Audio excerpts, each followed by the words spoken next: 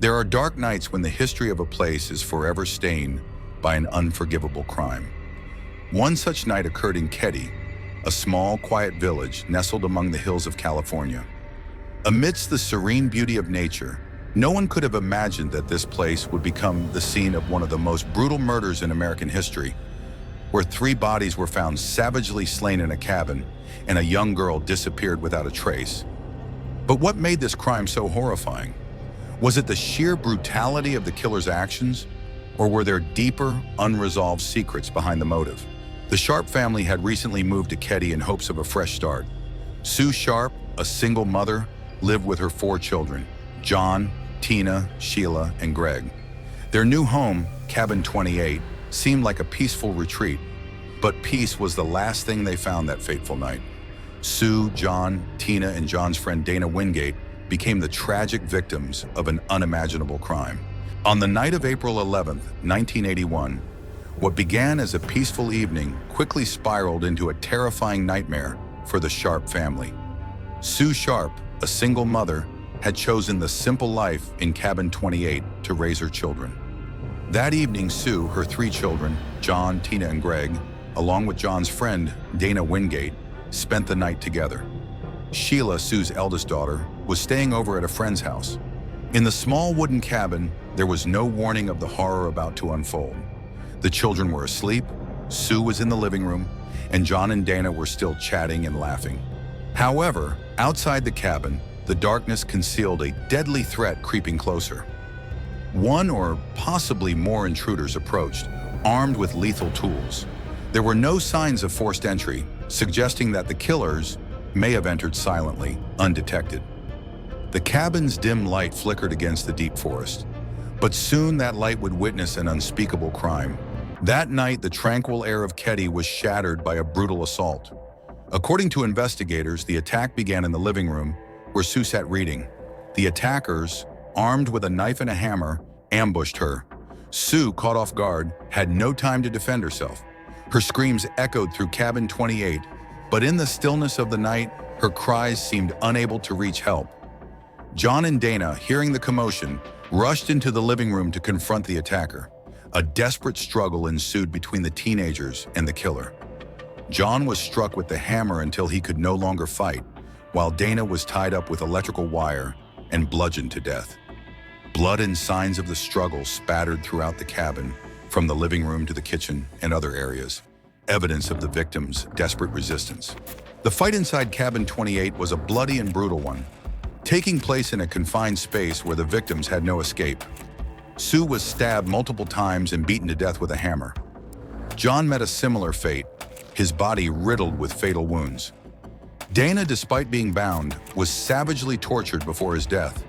The signs of struggle all over the cabin reflected the desperate attempts of the 3 victims to escape their grim fate. What was strange, however, was that Greg, Sue's youngest son, and his friend Justin were in another room and were left unharmed. The 2 boys had seemingly slept through the horror, unaware of the bloodshed occurring just outside their room. Their survival added to the mystery. Why had the killers spared them when they clearly had the chance to take more lives? While the bloody assault was taking place inside the cabin, Tina, Sue's 12-year-old daughter, mysteriously disappeared. There was no sign of her at the crime scene. Initially, it was unclear whether Tina had managed to escape or if she had been abducted. Her disappearance added another layer of complexity to the case, and a massive search for her was immediately launched. Search parties combed the forests around Keddie, aided by sniffer dogs, but found no trace of the young girl.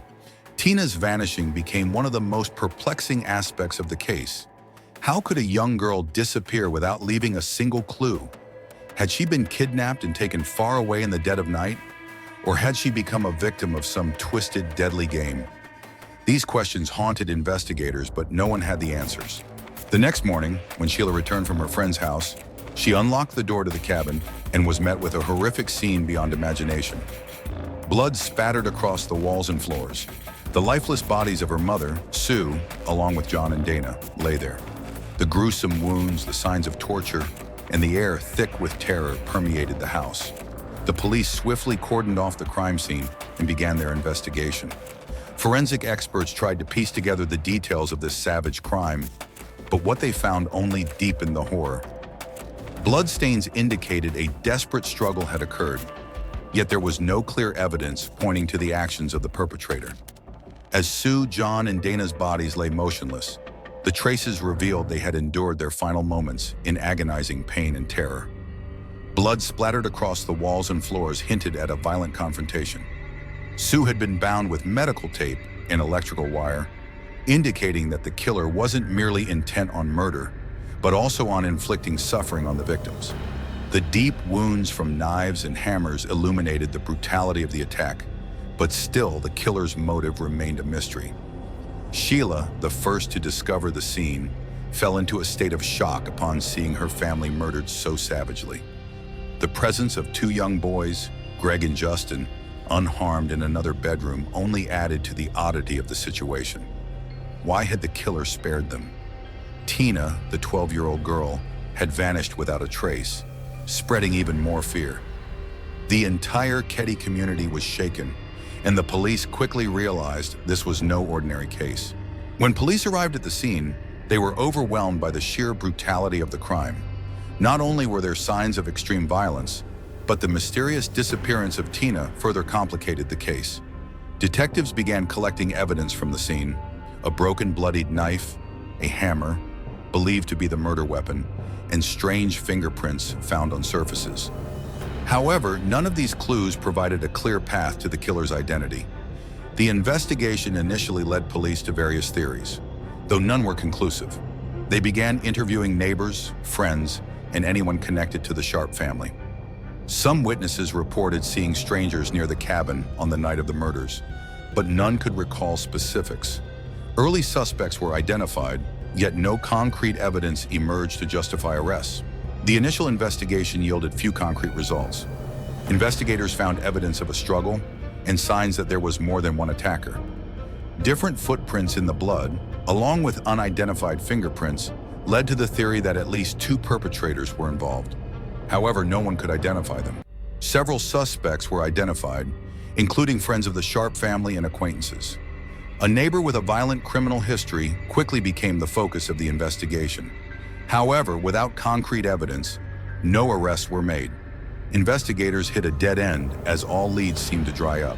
As days passed, the search for Tina became more desperate. Authorities deployed hundreds of officers and volunteers to scour the surrounding forest, hoping to find any trace of the young girl. Sniffer dogs were brought in, and every trail in the dense woods was meticulously examined. But despite their efforts, no sign of Tina was found. Investigators began to fear the worst, that she had been abducted and might be in grave danger. Inside the cabin, investigators found strange evidence that suggested Tina's disappearance wasn't random. A window had been left open, and there were signs that the girl may have been dragged through it. But who had taken her? And how had the perpetrator escaped without a trace? These questions haunted the investigation, and Tina's disappearance only deepened the horror of the case. Despite questioning multiple individuals, including friends and acquaintances of the Sharp family, police were unable to pin down the culprit. One of the primary suspects, Martin Smart, lived close to the cabin and had a history of violent behavior. His wife later revealed that he had acted suspiciously on the night of the murders, but investigators lacked the concrete evidence needed to press charges. Smart wasn't the only one under suspicion. His friend John Bo Bobede was also in Keddie that night and had a criminal record. Both men denied any involvement in the crime, and although there were indirect links to them, the investigation stalled. The silence of the suspects only fueled the community's suspicions and deepened the fear gripping Keddie. Meanwhile, investigators revisited the crime scene multiple times, hoping for fresh leads, but the case seemed to grow colder with each passing day. The lack of conclusive evidence left everyone frustrated, while fear and uncertainty hung heavily over the town. 3 years after the murders, in 1984, a shocking discovery rattled the Keddie community. A fragment of a human skull was found nearly 160 kilometers away from the crime scene. Forensic tests confirmed it belonged to Tina Sharp. The discovery of her remains only deepened the mystery. Why had she been taken so far? Was there a larger, more sinister plan behind the crime? In the early 2000s, with advancements in forensic technology, investigators re-examined the evidence from the crime scene. Blood samples and fingerprints were reanalyzed, raising hopes that a new clue might emerge. While results were still inconclusive, the renewed investigation sparked hope that answers might finally be within reach. The unsolved nature of the case led the Keddie community to continuously pressure the police for answers. Community gatherings, vigils for the victims, and media coverage kept the case in the spotlight. With each passing year, the frustration grew as justice seemed more elusive than ever. In 2016, there was a major breakthrough when new DNA technology allowed for more precise analysis of samples from the crime scene. The results suggested there might have been multiple perpetrators. This revelation reignited interest in the case, and the media began to closely follow its developments. However, despite renewed hope, the case remained unsolved. As years continued to pass, the Keddie case faded into a long silence. Though the investigation never fully stopped, no significant progress was made. The community began to wonder if the case would ever be solved and if justice would ever be served. For the families of the victims, especially Sheila, the pain and memories of that fateful night never faded. Many friends and relatives had left Keddie, unable to bear the unresolved tragedy.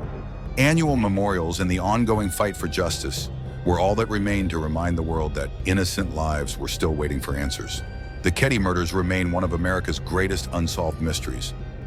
Despite advances in forensic technology, the dark secrets of that April night in 1981 still linger. The community of Keddie has never been the same, and many still wonder, will justice ever be served for the Sharp family, or will this case forever remain shrouded in darkness?